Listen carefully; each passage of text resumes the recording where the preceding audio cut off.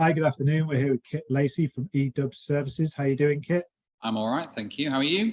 Yeah, really well, thank you. Looking forward to this chat with yourself. So, if you'd just like to start us off by telling us a little bit about who you are, what you do, and how long you've been doing it for, please.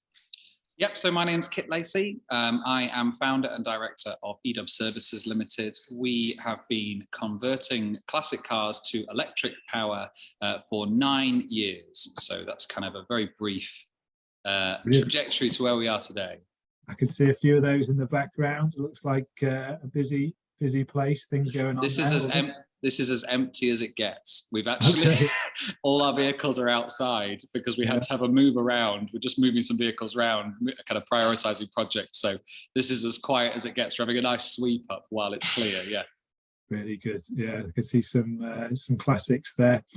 So 9 years, if we're going to ask you about the pandemic and kind of asking each business that we interview about the biggest impact of that and for their sector and their business. What was the biggest impact for yourselves there?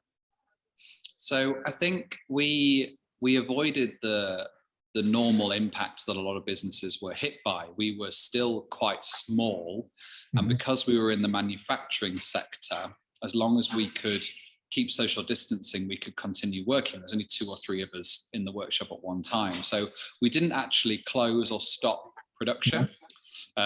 What did affect us was supply. So a lot of our components come from China and the surrounding areas, and some of those places were quite severely affected by lockdowns.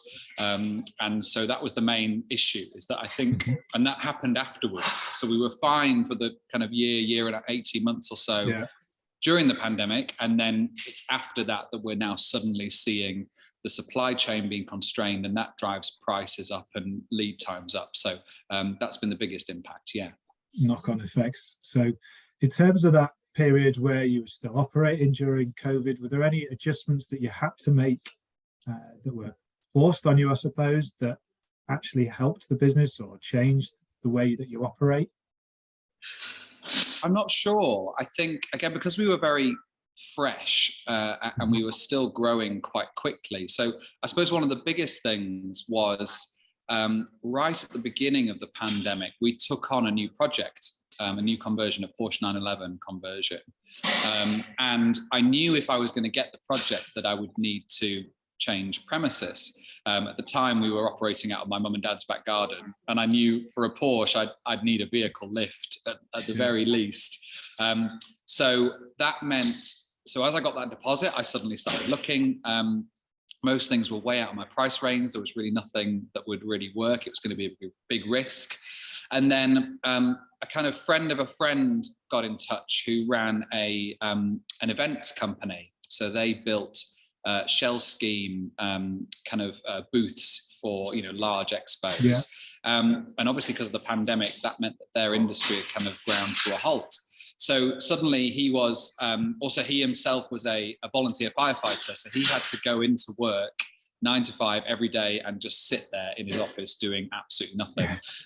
So he had a passion for cars. He heard that I was looking for somewhere, kind of rang me up, and we came to a very quick mutual agreement where I needed space and he needed something to do. So we moved in with him. And that was, probably the biggest thing. That was perfect timing. That then meant that we had somewhere for the next 18 months where we could grow and have somewhere where we could carry out the work that we needed before we then moved into the unit that we have here. Brilliant. Nice example of collaboration there, mutual sort of benefiting partnership. So in terms of where you are now, what does the future look like? You've touched upon supply chain challenges that a lot of people are going through. What does the future look like? What do you see the main challenges are navigating those going ahead? So the industry is growing really rapidly, not just within the electric vehicle sector in general, which is affecting consumers and their perception of vehicles and electrification, and that becoming much more widely accepted. But also then, therefore, the knock-on for the classic car electrification industry that we are in is also growing. We are, I think we are the longest established classic electric vehicle converter in the UK, as far as I can tell. And that means that we've not only followed what's been happening, but I think to a large extent, we've probably driven the direction it's gone in as well, depending on what, obviously with the buying power that we use. And so that's been really interesting to see. And so the future looks very bright for the industry in general. We're getting a lot more inquiries. And that's coming at the time where we as a business are also growing to the stand. You get to this point where you're beyond startup and you're into growth phase, and suddenly you've got to operate like a real business, and you've got to start cash flow and projections and all those really boring business things. And so getting to that, and that's kind of crept up on us a little bit over the last 6 to 12 months or so. And so suddenly we're having to think very seriously about how we operate as a business. And that's been a slow evolution, not just for me personally with how I approach the business, having to think a lot more further ahead, but also how the business grows as well. And then all of that's kind of come together with supply chain issues, which has been a big, because obviously cash flow is directly affected mostly by time. I need to get projects completed and turned around quickly. If I get a delay by a month or two, then that's a big extra bill on top of the project that I've got to find a way of supplying. And then we've also had a little bit of an issue that I felt really recently. So now should be our busiest time of year. So normally what happens is September and October time, we'll get a lot of inquiries of people who've finished enjoying their classics for the summer, and then they'll get in touch and say, hey, I feel like we're going to go electric, so now's the time. We've had the same amount of people getting in touch, but they've all been saying things like, we'll do it, but probably not just yet, because of the kind of cost of living crisis and the financial issues that are going on. Everybody's suddenly looking at the cost of a conversion, and it is a luxury. And has kind of gone, I'm just going to hold off on that for a little bit until I know where everything lies. It's started to recover again now into November, so that's good. So it's not dreadful. But again, all of those things have come together to kind of make a bit of a perfect storm of challenges to be faced with. But we still keep plugging away, no pun intended, and plodding on. So that's kind of what the future's looking like right now. Great, thank you for sharing that. So to sort of, in that experience that you've gained so far and the challenges that you've mentioned, there's a lot of learnings that I'm sure you've gone through, or a lot of amount that's been learnt. What would you say your biggest learning is you've had since being in business, if you can pick one? Yeah, if I can pick one. You can have a couple, ultimately, if one or two start to come out, that's fine. Yeah, the short answer is I can't pick one. That's the problem. I suppose, a very broad umbrella statement is that I've found out that I'm a lot more capable than I thought I was. So there's been a handful of occasions where you feel like you know the kind of size of your bubble of what you can achieve. And then you'll explore things like your strengths and weaknesses, and you'll go, okay, great, I can understand that I'm really good at this and I'm not so great at this. And the default sometimes when you get to those positions is to look at the places that you're not good at something, and just to either ignore it or to try and outsource it or delegate it without much thought. Your brain, I would say, or my brain does anyway, quite lazily kind of says, well, it's not my strength, therefore it's not my problem, almost. But what's really taught me over the last 9 years is obviously to sometimes outsourcing or finding someone that fits into that kind of jigsaw puzzle happens, and it happens kind of quite perfectly.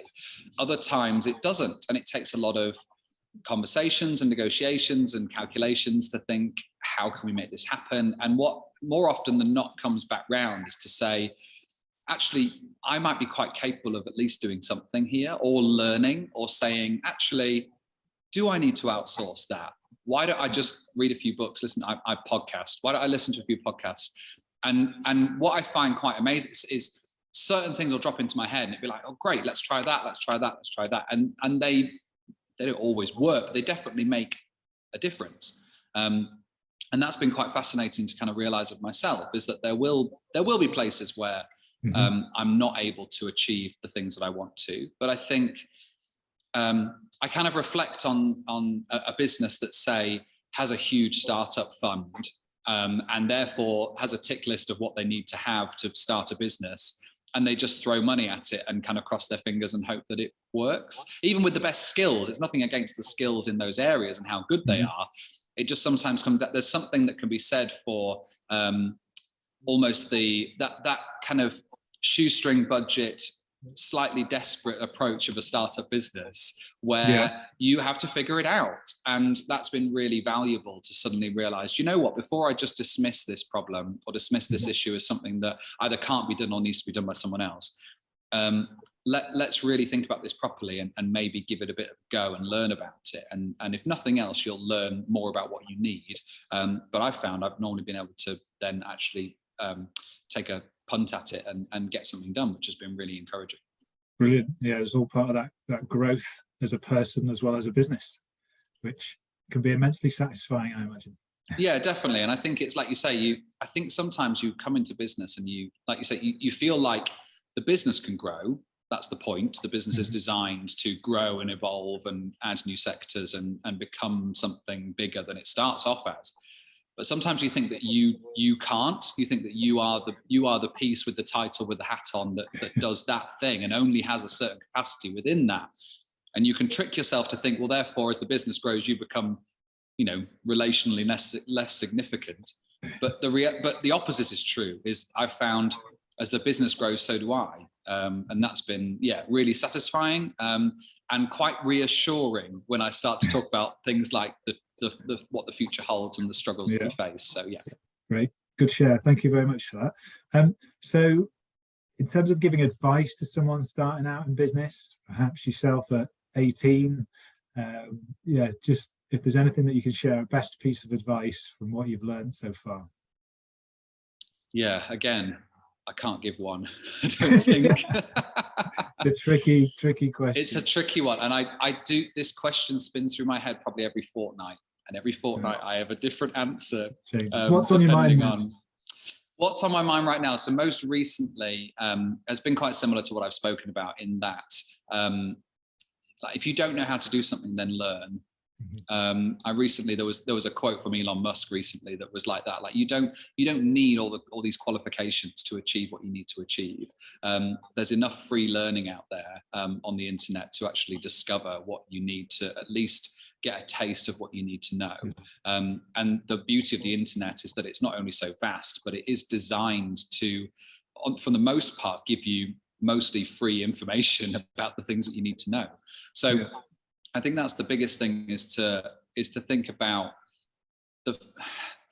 and obviously that comes secondary to understanding what you need to know. So often prioritizing, the other big one that keeps coming back round to me is about prioritizing where your advice comes from. Because especially if you're starting out a new business, everyone's going to give you their 2 cents of what they think that needs to look like. And that's been especially obvious for myself in something like the classic car industry, which again, most people are borderline passionate about. I don't know many people that say, I have absolutely no interest in classic cars. At least most people think they're good looking. So everyone then again says, and then when you bottle in electric technology into that as well, everybody has an opinion. And when you're starting out, you can start to feel like you have to react to every piece of advice, whether it's from parents or friends or colleagues or people in the sector or whatever. And that's dangerous, basically, because you can end up putting you and your time as the most valuable asset. So if you're putting too much of that into something that's not going to result in anything, then that's hard to know. To answer that, because I hate to give advice without a solution, if you're finding yourself faced with a lot of advice, then there's ways of kind of testing and measuring what that advice is or getting second opinions on that advice. I think the main thing is just to say, don't just take any old person who says to you, you need to do this, you need to do that, and then do it. At the same time, don't continuously worry which advice to take, because as long as you're doing it carefully and as risk-free as possible, and starting to explore it piece by piece, then you won't go too far wrong. You'll very quickly realize that it's not a good idea, or it's not the right timing, or maybe it was great advice, but not for you, or great advice, but 5 years ago. But just, taking that step by step and making those decisions is really great. Fantastic. I like that answer. Is best advice is to be about the advice that you get. Excellent. I love it. Yeah, no, it's really good. Thank you. So, what do you use for inspiration? What is inspiring you at the moment? What is it that gives you kind of the get up and go to get out of bed of each morning? You mentioned about reading things and learning things, stuff like that. Is it the customers? Is it friends, family, anything like that? May wish to share about what inspires you to do what you do. Yeah, it's probably a combination of a lot of those things. I have a wife and 2 kids, so 2 young kids, so they get me out of bed in the morning. Yeah. Actually, that's not true. I get them out of bed. I have to drag them out. Yeah. But I think, and then I intentionally love what I do. And I find that if I'm not loving what I do, then there's a problem. And I want that to continue as long as possible. So the work that I do every day needs to be worth it, and it needs to be enjoyable. So that's great, because it means it has the return that I want to do work that I enjoy, and therefore I do work that I enjoy. So that's really great as well. You mentioned before, I do enjoy learning. It's podcasts mainly, like I said. So I listen to podcasts on a dog walk every morning and on my commute. I much prefer, I'm always listening to podcasts and not music.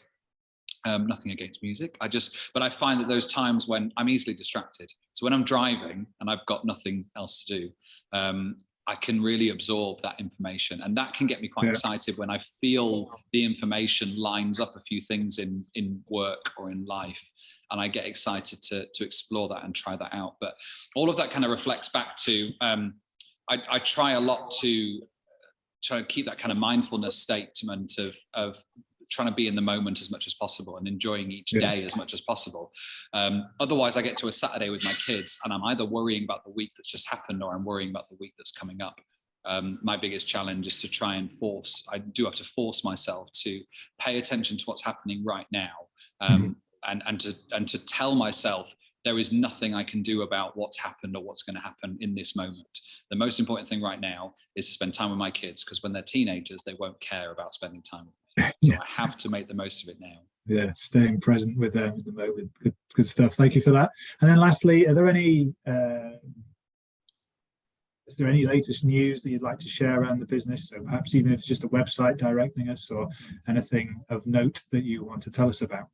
Yeah, for sure. So eDub Services is kind of all over the internet. Our best website to go to is edubconversions.co.uk. That is where you are going to see the real bulk of all the work that we do.